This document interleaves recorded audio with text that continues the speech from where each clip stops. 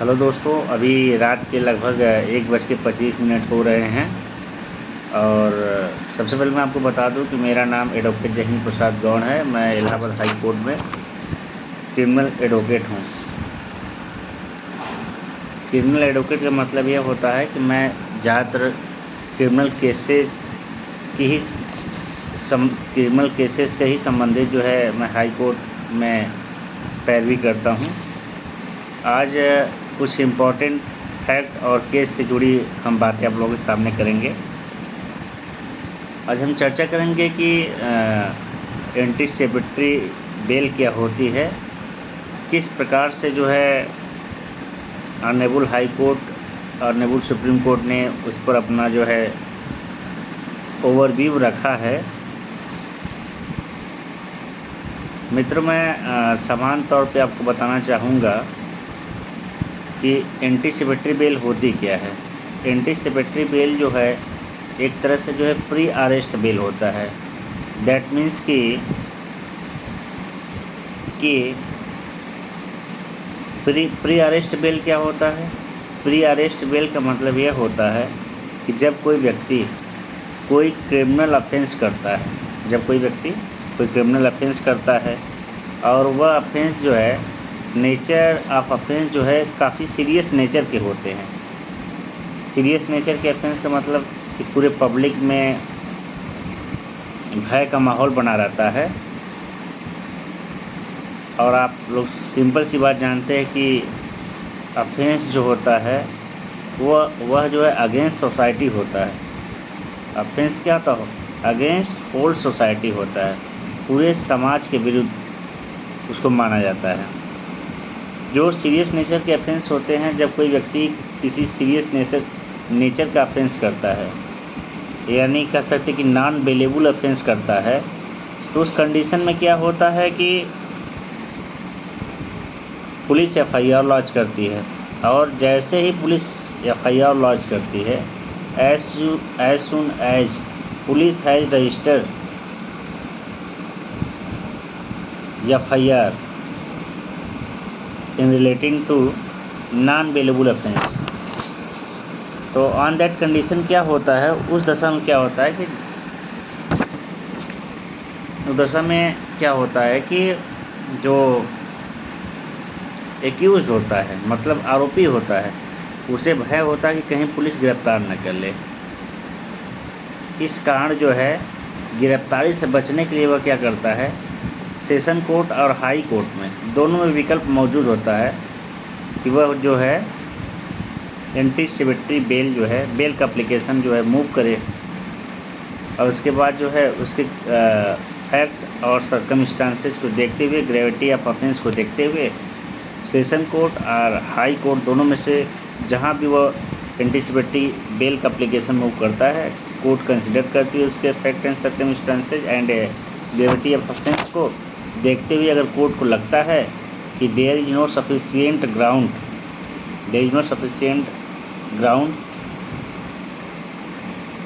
of an offense and there is no sufficient evidence and lack of evidence, court क्या करती है, anticipatory bell दे देती है। उस दशा में क्या होता है कि आरोपी जो है गिरफ्तार नहीं होता है और इन्वेस्टिगेशन का सहयोग करता है, ट्रायल का सहयोग करता है। कोर्ट जब बुलाती है वो अपने डेट तारीख पे जाता है। एंटीसिपेटरी बेल जैसा कि हम जानते हैं कि CRPC में सेक्शन 438 में जो है डिफाइन है। दैट मीन्स कि उसके बारे में प्रोविज़न है। अब नए सेक्शन जो BNSS का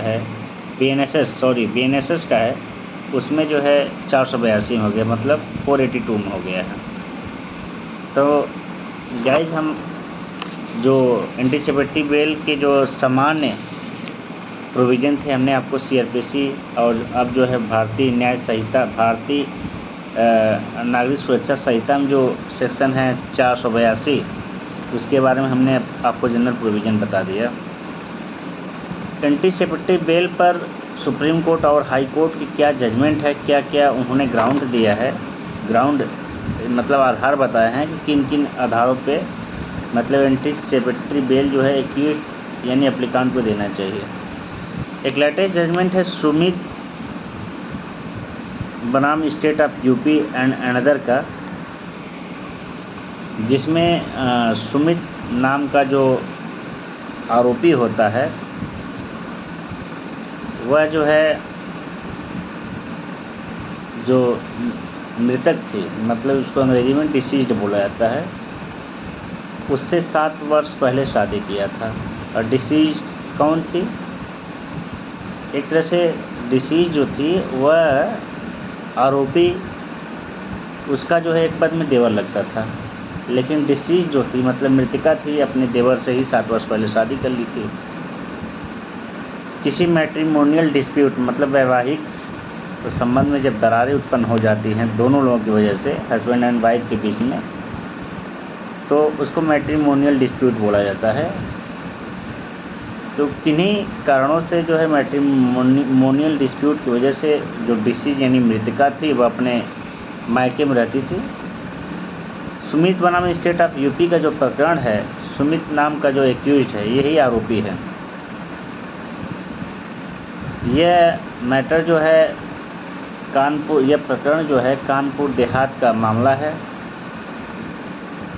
सुमित बनाम स्टेट ऑफ यूपी में जो है सुमित नाम का जो आरोपी था उसने जो है अपने भाभी से ही शादी कर लिया था 7 वर्ष पहले, और दोनों में झगड़ा होता है, मैट्रिमोनियल डिस्प्यूट होते हैं। उसकी पत्नी जो है मृतिका जो थी अपने मायके में रहने लगी। एक दिन होता क्या है कि वह सुसाइड कर लेती है, और जब सुसाइड कर लेती है तो मायके वाले जो है सुमित जो है आरोपी है उस पर जो है नए जो सेक्शन है बीएनएस के 85 एंड 80 सब क्लास 2 का एलिगेशन लगा देती है। 80 सब क्लास 2 दैट मीन्स CRPC में 304B में था, जिसको दहेज मृत्यु बोला जाता है, और 85 जो है 498 है। इसमें FIR लॉज होता है, और जो अभियुक्त होता है सुमित वह कहीं एप्रीहेंशन ऑफ अरेस्ट के बेस पे जो है मतलब गिरफ्तारी के डर की वजह से जो है वह क्या करता है, high court Allahabad high court में एंटीसिपेटरी बेल का एक एप्लीकेशन मूव करता है, जिसमें इलाहाबाद हाई कोर्ट ने ऑनरेबल हाई कोर्ट उसको जो है एंटीसिपेटरी बेल ग्रांट कर देती है वनली फाइलिंग ऑफ चार्जशीट तक, वनली फाइलिंग ऑफ चार्जशीट तक, मतलब as soon as chargesheet has been filed by IO in the lower court in the trial court, the effect of anticipatory bail which has been passed by high court has been declined। मतलब जैसे ही high court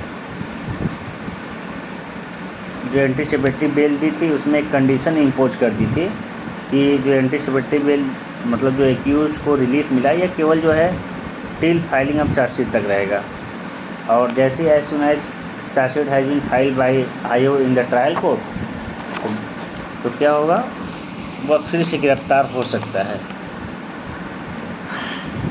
इस वजह से अप्लीकांट मतलब सुमित ने जो है दूसरा जो है एक फ्रेश एंटीसिपेटरी बेल फाइल किया सुमित बनाम स्टेट ऑफ यूपी में। इसमें होता क्या है कि इलाहाबाद हाई कोर्ट जो है उसके बेल को क्या बोलते हैं एंटीसिपेटरी बेल को क्या करती है, रिजेक्ट कर देती है, इस एंटीसिपेटरी बेल को रिजेक्ट कर देती है।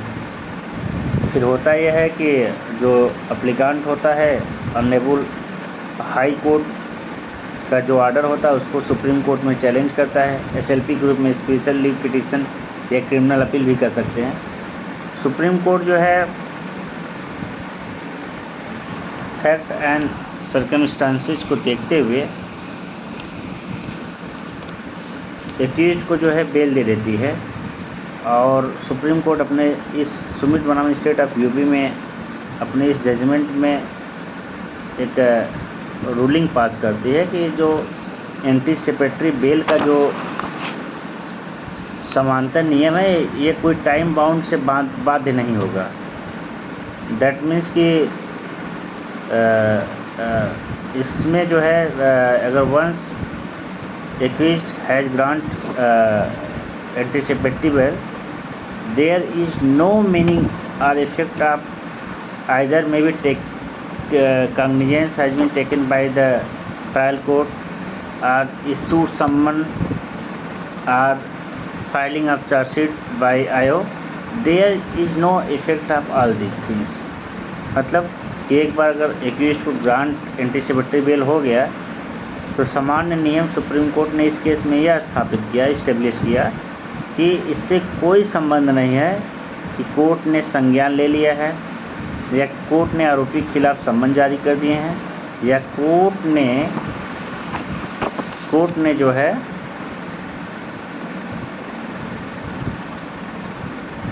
चार्जशीट फाइल कर दिए। सुमित बनाम स्टेट ऑफ यूपी में सुप्रीम कोर्ट ने यही ऑर्डर इस्टेब्लिश किया। इस्टेब्लिश दैट मीन्स की ऑर्डर पास किया, जो कि काफ़ी रिनाउंड जजमेंट है एंटीसिपेटरी बेल को लेकर। ऐसे ही मैं दो इम्पॉर्टेंट केसों का जिक्र करूंगा जिसमें एंटीसिपेटरी बेल से संबंधित रूलिंग दिए गए थे। एक है Bharat Chaudhary versus state of Bihar का केस है। यह रिपोर्टेड जजमेंट है 2003 का। इन दिस केस होता क्या है कि in this case the fact of taking cognizance or filing of chargesheet can't be itself be constructed as a prohibition against the grant of anticipatory bail। That means क्या कि इस case में भारत चौधरी बनाम state of Bihar में भी supreme court ने critically कहा कि जो है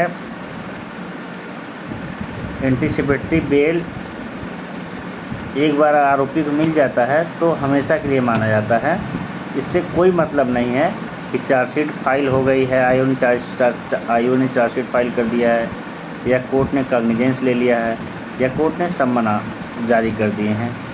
तो there is no effect of while court has taking cognizance or issue summons or filing chargesheet by the IO, there is no effect if once applicant has